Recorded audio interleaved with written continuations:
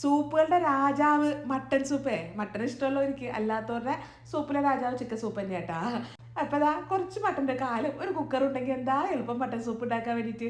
അപ്പോൾ തുടങ്ങല്ലേ. അതിന് വേണ്ടിയിട്ടേ കുക്കറിലോട്ട് മട്ടൻ്റെ കാലിട്ട് കൊടുക്കുക. ഞാൻ കുറച്ച് ഇറച്ചി പീസൊക്കെ ഇട്ടിട്ടുണ്ട് കേട്ടോ. അതിൻ്റെ അകത്തേക്ക് ചതച്ച് വെച്ചിരിക്കുന്ന ചെറിയുള്ളി, ഇഞ്ചി, വെളുത്തുള്ളി, പിന്നെ മഞ്ഞൾപ്പൊടി, ഉപ്പ്, ഏലക്ക, കരയാമ്പൂ, പട്ട, ബേലീഫ്, പെരുംജീരകം, ചെറിയ ജീരകം, മല്ലി, കുരുമുളക്. ഇനി അതിൻ്റെ അകത്തേക്ക് കുറച്ച് കുരുമുളകിൻ്റെ പൊടി കൂടെ ചേർത്ത് കൊടുക്കുന്നുണ്ട്.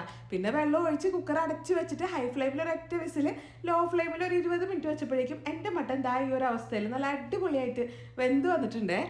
ഇനി ഇതിൻ്റെ അകത്തേക്കുണ്ടല്ലോ എരിവ് കുറവുണ്ടെങ്കിൽ കുരുമുളകിൻ്റെ പൊടിയും, പിന്നെ ഉപ്പിൻ്റെ കുറവുണ്ടെങ്കിൽ കുറച്ച് ഉപ്പും, വേണമെങ്കിൽ കുറച്ച് നെയ്യും കൂടെ ചേർത്തിട്ട് ഒന്നും കൂടെ ഇതൊക്കെ തിളപ്പിച്ചിട്ട് തീ ഓഫ് ചെയ്തോ.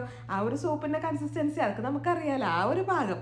ഇനി ഇതിൻ്റെ അകത്തേക്കുണ്ടല്ലോ ചെറിയുള്ളി ചെറുതാക്കി എരിഞ്ഞിട്ടേ ആ നെയ്യിലൊന്ന് മൂപ്പിച്ചിട്ട് അങ്ങനെ ഇട്ട് കൊടുത്താലും നല്ലതാണ്. പിന്നെ മല്ലിയിലൊക്കെ ഇഷ്ടമുണ്ടെങ്കിൽ മല്ലിയിലൊക്കെ ചേർത്ത് കൊടുക്കാം. ഞാനിപ്പോൾ അങ്ങനത്തെ സാധനങ്ങളൊന്നും ചേർക്കണമൊന്നുമില്ല. ഇതേപോലെ ആട്ടോ ഞാൻ സെർവ് ചെയ്തിരിക്കുന്നത്.